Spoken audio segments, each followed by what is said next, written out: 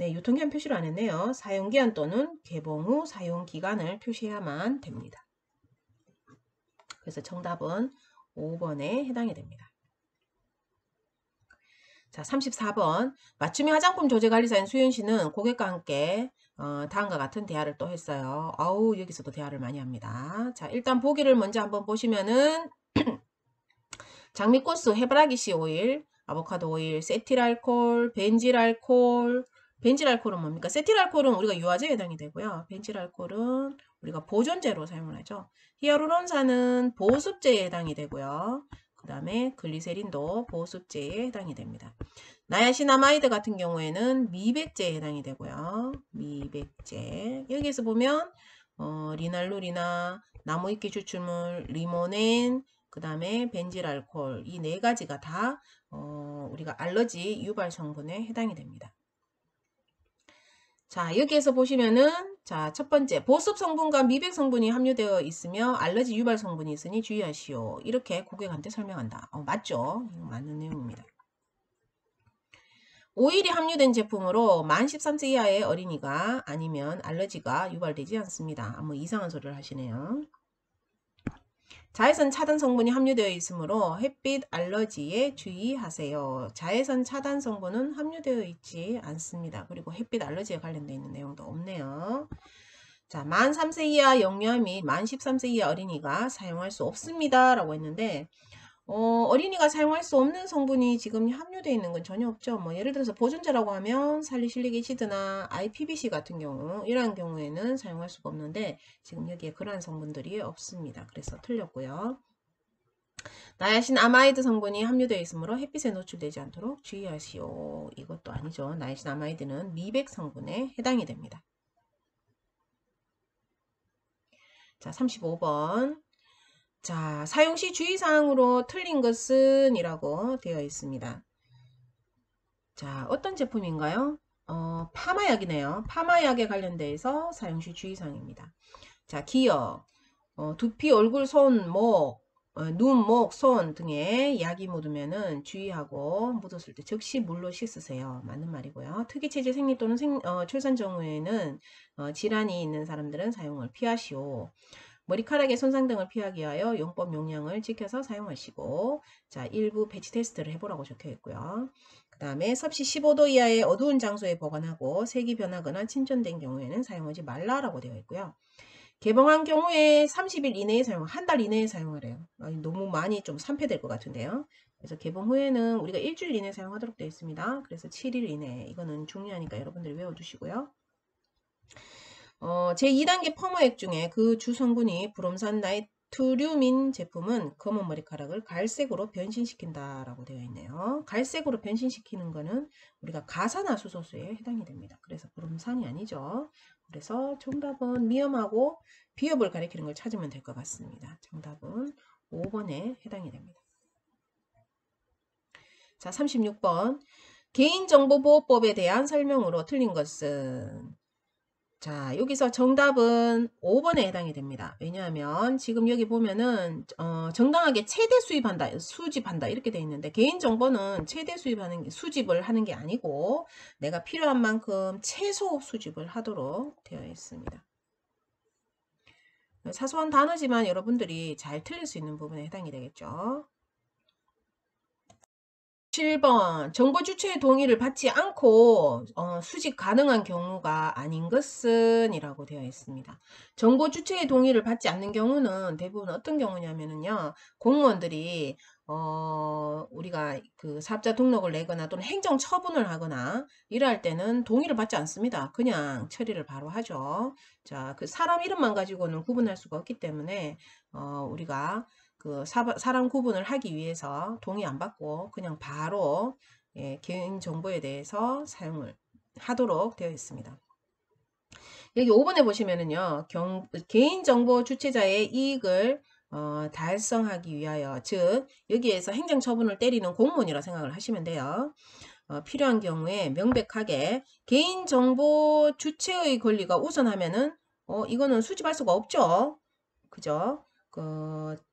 그래서 여기서 얘기하는 개인정보 주체자의 권리가 우선적으로 되어야지만 사용을 할 수가 있습니다. 그래서 뭐 개인정보 주인을 우선으로 해버리면 무조건 동의를 받아야 되는 상황이 발생하기 때문에 말이 앞뒤가 안 맞다라고 할 수가 있죠. 자, 38번. 개인정보보호법에 따라 개인정보 수집 목적 범위 내에서 제3자에게 개인정보의 제공이 가능하며 이를 위해 정보 주체의 동의를 받아야 한다. 동의받을 때 의무고지사항으로 적당하지 않은 것은 이라고 되어 있습니다. 자, 정답은 5번에 해당이 되는데요. 제공받은 자의 개인정보 파기기한이라고 되어 있습니다. 자, 파기기한에 관련되어 있는 내용들은요. 우리가 그 정보를 받지 않겠다고 고객이 거부를 하거나 탈퇴를 하거나 이러한 경우에 해당이 되기 때문에 기한을 정해놓고 하지는 않습니다. 그리고 중간중간에 우리가 다시 더 한 번 더 고지를 하는 경우도 있죠. 대부분 동의를 받는 경우에는 내가 이걸 언제쯤 이용하겠다 이렇게 얘기를 하는 거고요. 보통 개인정보는 이용을 안 하겠다 하면 즉시 파기를 바로 해버립니다. 자, 39번. 다음 내용 중 1차 위반 행정처분에 관한 내용으로 옳은 것은 이라고 되어 있습니다. 품질관리 업무 절차서를 작성하지 않은 경우와 책임 판매 후 안전관리 기준을 준수하지 않은 경우가 동시에 적발되었어요. 자, 동시 적발되게 되면 우리가 품질관리 업무 절차서를 작성 안 하게 되면 판매 업무 정지 3개월에 처해지고요. 그 다음에 책임 판매 후 안전관리 기준을 준수하지 않는 경우에는 우리가 경고를 하도록 되어 있습니다. 근데 두 개 다를 동시에 적발하면은 우리가 좀 더 큰 거를 적용하도록 되어 있습니다. 그래서 3개월에 처해진다. 이 말은 맞는 말이고요. 화장품 가격을 표시하지 않고 판매한 경우와 가격을 표시 안 하고 팔면은 50만원의 과태료가 나오죠. 그 다음에 기능성 화장품 변경심사를 하지 않아 적발된 경우에 기능성 화장품을 변경심사하지 않으면은 우리가 100만원의 과태료가 나옵니다. 근데 과태료는 100만원 이상 나오지 못하도록 100만원을 넘어서지 못하도록 되어 있습니다. 그래서 150만원을 처할 수는 없습니다. 최대 100만원까지 밖에 안 돼요. 자, 화장품 용기에 일부 기재사항을 기재하지 않은 경우와 화장품 광고 중지 명령을 위반하여 광고한 경우라고 되어 있습니다. 일부 기재사항을 기재하지 않으면은 우리가 거기에 해당되는 화장품만 판매 업무 정지 15일이고요. 광고를 중단하라고 했는데 중단 안 하고 광고한 경우에는 그 광고에만 해당되는 제품 판매 업무 정지 3개월에 해당이 됩니다.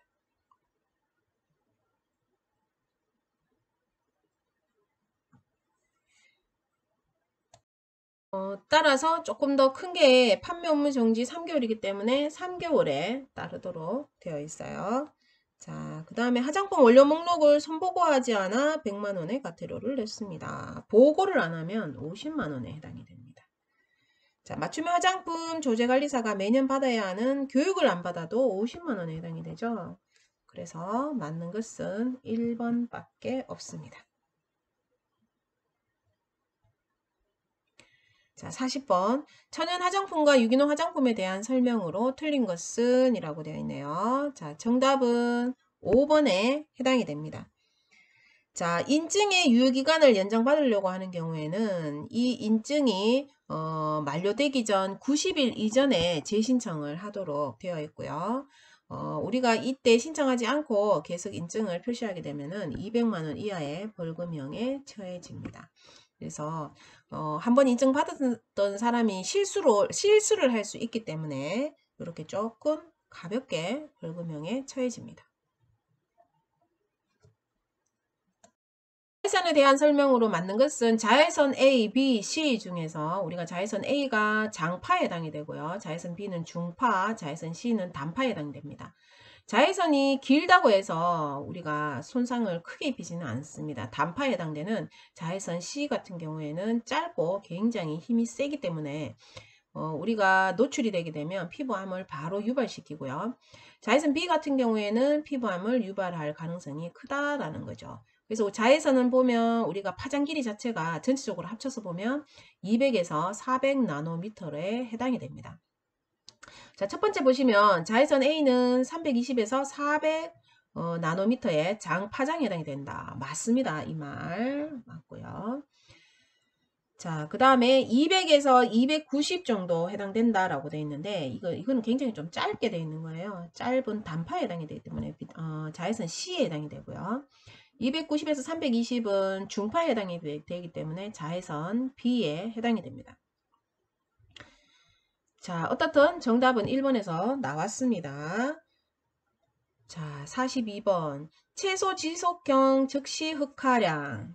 단어를 잘라서 여러분들이 외우셔야 돼요. 최소 지속형 즉시 흑화량. 우리가 MPPD로 표현하기도 합니다. 자, MPPD 같은 경우에는요, 우리가 햇빛에다가 우리가 노출했을 때에 얼만큼 잘 타는지 이러한 것들을 지금 나타내는 거기 때문에 시커먼 피부일수록 우리가 피부가 잘 타죠. 우리가 흰색 피부는 잘 익는 편이잖아요. 화상을 잘 입는 편이죠. 그래서 시커멓게 잘 태우는 거는 자외선 A에 해당이 됩니다. 요거는 여러분들이 반드시 외워 두셔야 되는 부분이에요. 시험에 종종 잘 나오죠. 자, 43번.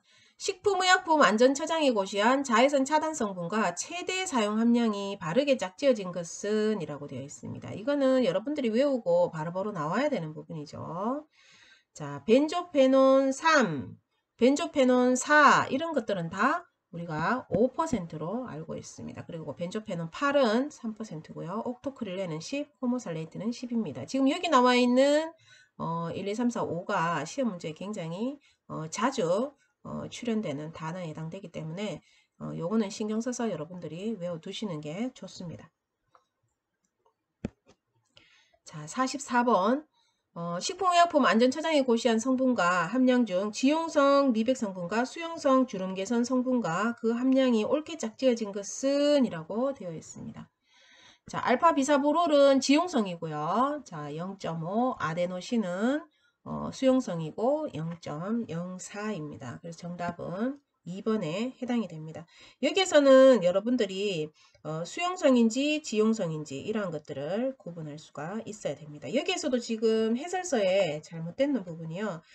아스코빌 테트라 이소팔미테이트라는 게 지용성으로 바뀌어야 되는 부분인데 수용성이라고 되어 있습니다. 그래서 요거를 여러분들이 수정을 부탁드리겠습니다.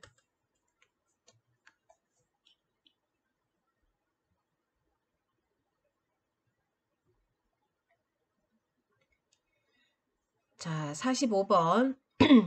자, CGMP에 따라서 위 화장품의 폐기 처리 등에 관한 설명으로 옳지 못한 것은 이라고 되어 있습니다. 자, 여기에서 보시면 문제 정답이 3번인데요. 제조일로부터 2년이 경과하지 않으면 안 되고 1년이 경과하지 않아야 되죠. 1년이 경과하지 않았거나 사용기한이 1년 이상 남아있는 경우 둘 중에 한 개면은 우리가 재작업을 할 수 있도록 되어 있습니다. 그래서 재작업은 시험 문제에 잘 나오니까 이 부분도 여러분들이 외워두시기 바라겠습니다.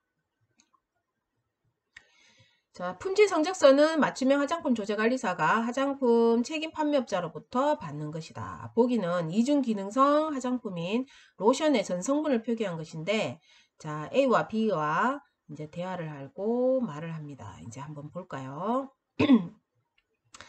자, 요 제품에서 지금 대화에서 지금, 전 성분을 일단 한번 볼까요? 전 성분을 보시면은, 특이한 성분이 어떤 게 있습니까? 지금 여기에 보면 스칼란이라는 것도 나오고요. 페녹시에탄올이라는 것도 나왔습니다. 자, 소듐 하이알루로네이트 이거 보습제로서 우리가 종종 나오는 것들이고요. 자, 어떠한 것들을 묻는지 한번 볼까요? 자, 이 제품은 이중 기능성 화장품으로 여드름성 피부 완화에 도움을 주는 기능성 화장품입니다. 라고 되어 있네요. 여드름에 관련되어 있는 우리가 살리실릭 애시드나 이런 것들이 지금 없는 상태죠. 그래서 1번은 틀렸고요. 자, 2번. 전성분 표시를 보시면 페녹시 에탄올이 있는데요. 이 페녹시 에탄올은 사용 한도가 2%입니다. 2% 아니고 1%죠. 그래서 이 부분도 틀렸습니다. 자, 이 제품은 피부 미백뿐만 아니라 주름 개선에 도움을 주는 화장품입니다. 미백 성분은 지금 어떤 게 있나요? 자, 한번 볼까요? 미백 성분은 아스코빌 글루코사이드 그리고 주름개선은 레티닐 팔미테이트라는 성분이 들어가 있군요. 그래서 3번은 맞는 겁니다. 자, 4번 레티닐 팔미테이트가 100% 넘게 함유되었으므로 주름 개선에 효과를 주는 제품입니다. 여기에서 보시면 레티닐 팔미테이트가 뭐 109%인지 100%인지 이런 말들은 지금 알 수 없는 상황이죠. 우리가 그 고시되어 있는 함량은 만 아유지만 지금 여기에서 보신다면 몇 퍼센트 들어갔는지 지금 100% 이상 들어갔다라고 지금 단정 지을 수가 없는 부분입니다. 자, 그 다음에 보시면은 카드뮴이 검출되었는데 판매가 가능한가요? 자, 여기 한번 볼까요? 아, 이쪽 부분에 시험 결과에 보시면 레티닐 팔미테이트가 109%다. 이 뜻은 뭐냐 하면은 우리가 만 IU를 넣어야 되는 상황이면 그 만 IU를 100으로 잡습니다. 그래서 그것보다도 약간 더 들어갔다. 이런 뜻에 해당이 됩니다. 그래서 넘기 때문에 상관은 없죠.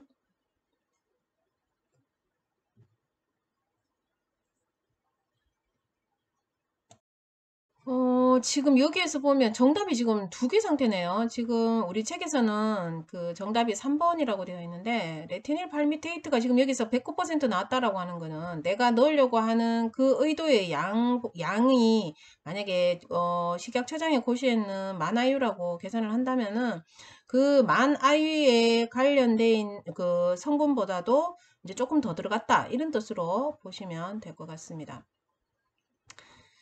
자, 그리고 그러면은 정답 4번도 맞다라고 해야 될 것 같네요. 자, 두 개가 나왔습니다. 자, 5번 보시면 카드뮴이 검출이 됐어요. 그러면 판매 중지시키고 해소하겠습니다라고 했는데 틀렸죠. 카드뮴은 우리가 유리하지 않았는데 나왔다면 5 마이크로그램까지는 이하까지는 우리가 허용을 하고 있습니다.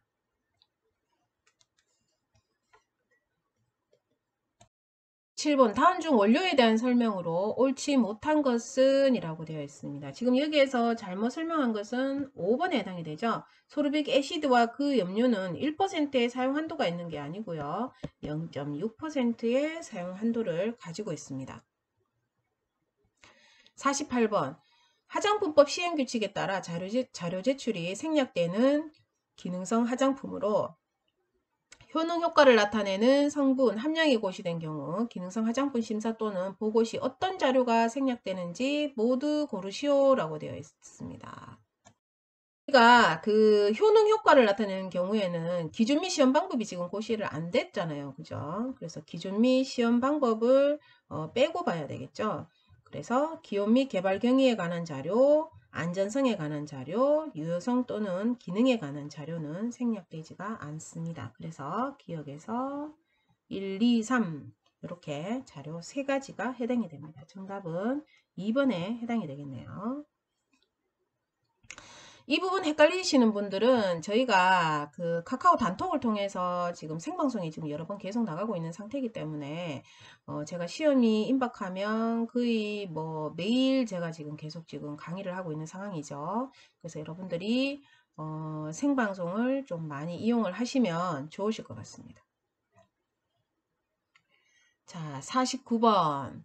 화장품 액성의 성질을 구체적으로 표시하는 pH값과 저장 온도 및 시험 온도의 정의가 옳게 짝지어진 것은 이라고 되어 있네요. 정답은 2번에 해당이 됩니다. 지금 49번은 단순 암기에 해당이 되기 때문에 여러분들이 다 외우셔야 되는 부분이라고 할 수가 있죠.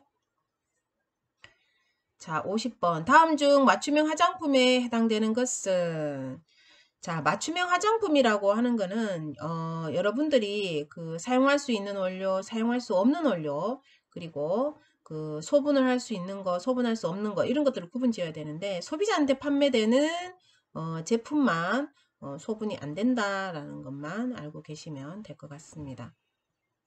자, 염색제는 안 된다고 했었고요. 나야신아마이드가 함유된 크림 베이스에 히알루론산을 혼합하였다. 이건 맞죠. 크림 베이스에 나야신아마이드가 있다는 것은 책판업자가 벌써 보고를 해서 검사를 받았다라는 뜻과 같습니다. 화장 비누를 소분하는 것은 맞춤 화장품에 해당이 되지 않고요. 소비자에게 판매하기 위해 생산된 것도 안 된다고 했습니다. 그리고 보존제를 사용하는 것도 불가능하다고 했었죠. 주의해서 외워두셔야만 되겠습니다. 1번 다음 상담 내용을 파악하고 고객이 원하는 맞춤형 화장품 조제 시 첨가되는 원료로 옳은 것은 이라고 했습니다. 사실 이 부분이 잘못되는 게 뭐냐면 기능성 제품은 사용할 수 없는데도 불구하고 지금 기능성 원료를 놨으면 이 문제상 다 기능성 원료로 허가를 받았다든지 책판업자가 뭐 어떠한 허가를 받았다든지 이런 말이 나와야 되는데 이게 조금 잘못된 문제인 것 같은데 어떠든 출제가 됐으니까 네, 한번 시험 문제로 그냥 내봤습니다. 그래서 지금 조금 더 이게 지금 안정적인 문제로 만들려면은 이게 기능성 심사나 보고를 완료했는 이라는 말이 들어가야지만 가능합니다. 자외선으로 인해 피부가 많이 노출되어 기미가 생겼습니다. 백탁이 생기지 않도록 했으니까 우리가 백탁 생기는 건 두 가지밖에 없죠. 징크 옥사이드하고 티타늄 디옥사이드 두 가지입니다. 그럼 두 가지가 빠져야 되죠. 자, 그러면 뺍시다. 빼면은 자 1번하고 4번만 남았네요. 미백에 도움이 되는 이라고 했으니까 미백 제품을 넣어야지만 되겠습니다. 그러면은 알부틴 하나밖에 안 남네요. 알부틴, 나야신, 알파 비서보로 이러니까 정답은 1번이 해당이 됩니다.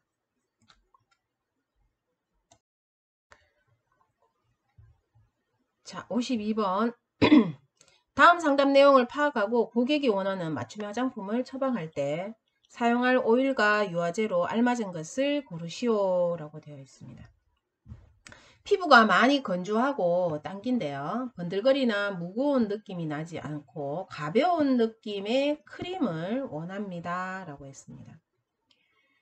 자, 이소프로필 미리스테이트와 폴리소르베이트 80을 넣어서 조조했어요. IPM도 우리가 유화제로 사용을 합니다.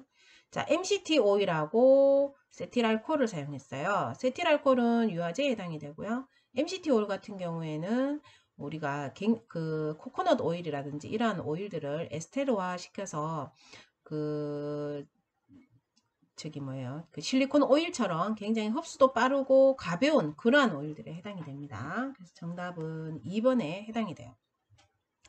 3번의 해바라기 오일이라든지 라놀린 오일 같은 경우에는 우리가 식물성, 동물성은 일반 실리콘 오일에 비해서는 좀 많이 무거운 편인데요. 문제가 뭐냐면 크림을 만드는데 폴리소르베이트 80이라는 가용화제를 사용했기 때문에 이게 잘못됐다라고 할 수가 있습니다. 5번은 MU 오일, 즉 동물성 오일에 세틸알코올이라는 유화제를 사용했는데요. 이 경우에는 굉장히 오일리한 그러한 크림이 나옵니다. 그래서 번들거리기 때문에 아니다 라고 할 수가 있겠죠.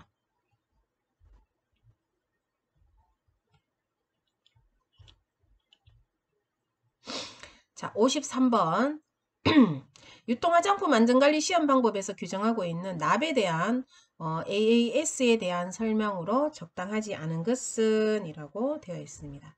지금 여기에 쭉 읽어보시면 사실 이런 문제들은 맞는지 안 맞는지 맞추기가 상당히 어려운데요. 이런 문제들을 다 외워야 됩니까? 이렇게 물어보는 분들이 상당히 많으신데 저는 솔직하게 말씀드리면 거의 기본적인 거를 다 외웠다면 보셔야 되겠지만 그게 아니라면 저는 그냥 포기하는 게 낫지 않겠나 저는 이렇게 생각합니다. 왜냐하면 여러분들이 지금 전체 다 1000점을 다 맞추고 합격을 하려고 하는 게 아니기 때문에 포기할 부분은 과감하게 포기를 해주시는 게 공부하실 때 좋습니다. 편하시고. 자, 여기에서 우리가 4번을 보시면은요. 가연성 가스는 불이 붙는다는 소리죠. 근데 공기라고 되어 있고요. 그 다음에 지연성 가스는 에틸렌 또는 수소를 사용한다라고 되어 있는데 이거는 바뀌었습니다. 불을 붙이고 나서 계속 그 불꽃이 타도록 하는 거는 공기에 해당되기 때문에 가연성이 아세틸렌하고 수소에 해당이 되고요. 그 다음에 지은성은 공기에 해당된다고 할 수 있습니다. 이 부분은 조금 상식적으로 생각하셔야지 알 수 있는 부분에 해당이 되겠죠. 정답은 4번에 해당이 됩니다.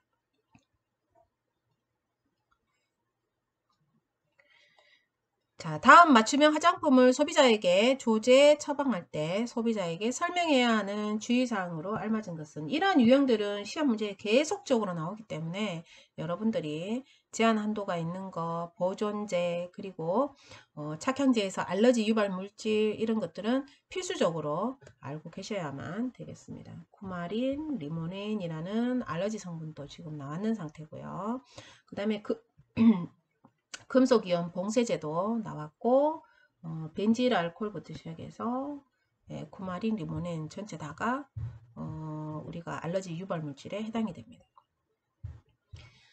자, 알러지 유발 물질이 있으니 테스트 후 사용하세요. 이 말은 맞는 말이고요. 자, 1번의 답이 바로 나와버렸네요. 자, 54번은 1번이 정답에 해당이 됩니다.